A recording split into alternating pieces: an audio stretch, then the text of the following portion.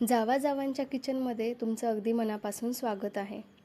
तर आज मी तुम्हाला दाखवणार आहे मटारचे कटलेट, ज्याला आपण वडे किंवा टिक्की असंही म्हणतो.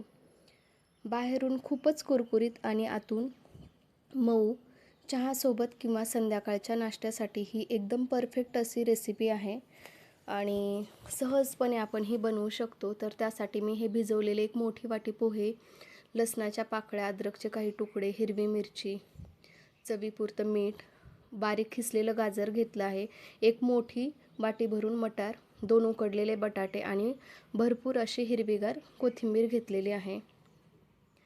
आता ह्या मिरच्याचा वास येऊ नये कटलेटमध्ये म्हणून आपण थोडंसं ह्याला फ्राय करून घेणार आहोत. थोडंसं फ्राय झाल्यानंतर यामध्ये तेल टाकून यामध्येच आपल्याला मटार पण थोडेसे फ्राय करायचे आहेत. त्यामुळे जे कटलेट बनणार आहेत ते चवीला अतिशय खमंग असे बनणार आहेत. तोपर्यंत जर तुम्ही जावा जावांच्या किचनमध्ये नवीन असाल तर आपल्या चॅनलला सबस्क्राईब करून तुम्ही आम्हाला सपोर्ट करू शकता. तुम्हाला या चॅनलवर अगदी साध्या सोप्या घरातील साहित्यातून तयार होणाऱ्या रेसिपी बघायला मिळतील. तर मटार पण आपल्याला छान फ्राय करून घ्यायचे आहेत. त्यामध्येच आपल्याला लसणाच्या पाकळ्या, अद्रकचे तुकडे टाकायचे आहेत आणि छान खमंगपणा यावा म्हणून यामध्येही आपण थोडंसं मीठ टाकणार आहोत आणि थोडंसं फ्राय करून घेणार आहोत. अगदी हलक्या भुकेसाठी हे कटलेट बनवू शकतो किंवा मुलांना टिफिनसाठी द्यायला पण खूप छान ऑप्शन आहे. आणि हे आपण वाफेवर पण बनवू शकतो. मस्त गाजर, पोहे, कोथिंबीर, तिरंगा तयार झालेला आहे आपला. तर आता हे जे कटलेट आपण बनवणार आहोत त्यासाठी मी फ्राय केलेले मटार चॉपरमध्ये बारीक करून घेणार आहे. जर चॉपर वापरायचं नसेल तुम्हाला तर तुम्ही मिक्सरच्या भांड्यामध्ये पण हलकंसं फिरवून घेऊ शकता. कारण हे जे मटार आहेत ते आपल्याला खूप बारीक करायचे नाही, थोडेसे जाडसर ठेवायचे आहेत. कारण जाडसर असतील तरच खाताना खूप मजा येते. कारण कटलेट खातो तेव्हा दाताखाली जाडसर मटार आले की छान वाटतं खायला आणि टेस्ट पण छान होते. खूप बारीक करायचं नाही. जर हे मटार खूप बारीक केलं तर काय होतात, मटार खूप गिळगिळ होतात आणि तेल पकडू शकतात. तर आपण जे मटारपासून कटलेट बनवणार आहे ते अजिबात तेलकट नाही आहेत. अगदी कमी तेलामध्ये हे कटलेट बनणार आहेत. अगदी थोडंसं तेल तुम्ही बघतालच पुढेचा, तर शेवटपर्यंत रेसिपी नक्की बघा. मी किती तेलाचा वापर केलेला आहे. जास्त तेल अजिबात वापरलेलं नाही आहे. कारण तेल कधी पकडतात कटलेट, जर त्यामध्ये बटाट्याचं प्रमाण जास्त झालं किंवा पीठ थोडंसं पातळ झालं तर कटलेट तेल पकडतात. तर यामध्ये आपण काय ॲड करणार आहोत, कॉर्नफ्लॉवर ॲड करणार आहोत. जर नसेल तर तुम्ही त्या ठिकाणी तांदळाचं पीठ पण टाकू शकता. बघा मस्त असं टेक्स्चर आलेलं आहे. याला आपल्याला अगदी या प्रमाणातच वाटून घ्यायचं होतं. थोडंसं जाडसर दिसतंय, अगदी जाड पण नाही, पण बऱ्यापैकी जाडसरच आहे हे वाटण. तर मस्त एका भांड्यामध्ये काढून घ्यायचं आहे.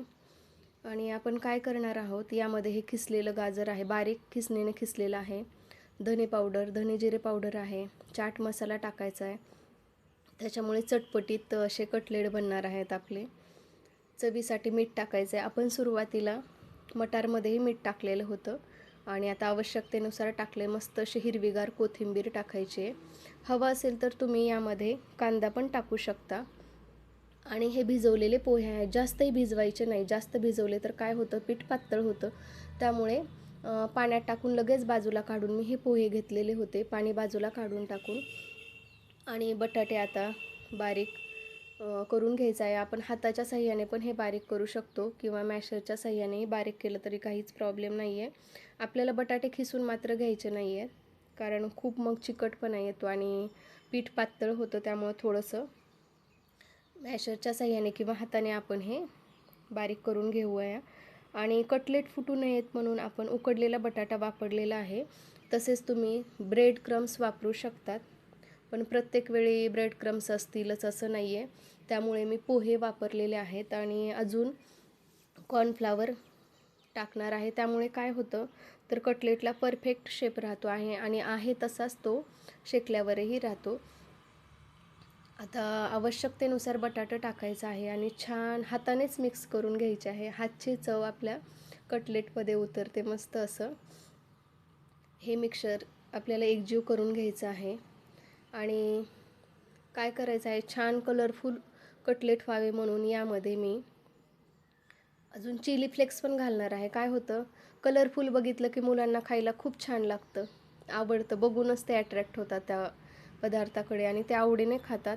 आणि भरपूर अशा हेल्दीच घटक आहेत यामध्ये. गाजर हेल्दी आहे, मटार हेल्दी आहे, बटाटा हेल्दी आहे. त्यामुळे हा जो नाश्ता आहे हा अतिशय हेल्दी असा बनणार आहे आणि तेल कमी प्रमाणात आहे, त्यामुळे तो अजूनच छान बनणार आहे. तर हे आता बऱ्यापैकी मिक्स झालेलं आहे बघा. थोडंसं दिसायला पातळ वाटतंय ना, म्हणून मी काय करणार आहे यामध्ये, आता मी सुरुवातीला नाही टाकलं, पण आता मी काय करणार आहे, चिली फ्लेक्स घालून थोडंसं मिक्स करून त्यामध्ये एक 2 ते 3 चमचे आपण काय करू शकतो, कॉर्नफ्लावर घालू शकतो. आणि मी सुरुवातीलाच सांगितलं की जर तुम्हाला कॉर्नफ्लावर आवडत नसेल किंवा तुमच्याकडे नसेल तर तुम्ही तांदळाचं पीठ टाकलं तरीही चालेल. त्यामुळे हे कटलेट बाहेरून अतिशय कुरकुरीत होतात आणि अजिबात तेल तर पकडतच नाही आहेत. सुरुवातीला पातळ वाटणारं पीठ आता मस्त घट्ट झालेलं आहे.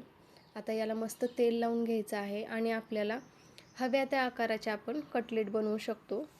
मी तर आता गोल आकाराचे कटलेट बनवून घेत आहे. तुम्ही असे लंबकुळ्या आकाराचेही कटलेट बनवू शकता. आणि कटलेट बनवताना एक काळजी अवश्य घ्यायची, खूप पातळ असे कटलेट बनवायचे नाही आहेत. आपल्याला काय वाटतं, आपण खूप चपटे चपटे केले की ते लवकर शेकतील, पण तसं न करता आपल्याला थोडेसे मीडियम आकाराचेच कटलेट बनवायचे आहेत. तर अशा प्रकारे मी सर्व कटलेट एकदाच बनवून घेणार आहे आणि ज्याला जसं पाहिजे त्याला आपण तसे गरम करून देऊ शकतो किंवा एकदा फ्राय करून घ्यायचे आणि खाताना आपण 1-2 ते 3 मिनिट त्याला फ्राय केलं तरीही मग ते खायला गरम लागतात आणि तसेही हे बराच वेळ गरमही राहतात. तर अशा पद्धतीने मी पूर्ण कटलेट बनवून घेतलेले आहेत. बघा अगदी मीडियम प्रमाणात, अतिशय पातळ पण नाहीत आणि खूप जाड पण नाही आहेत.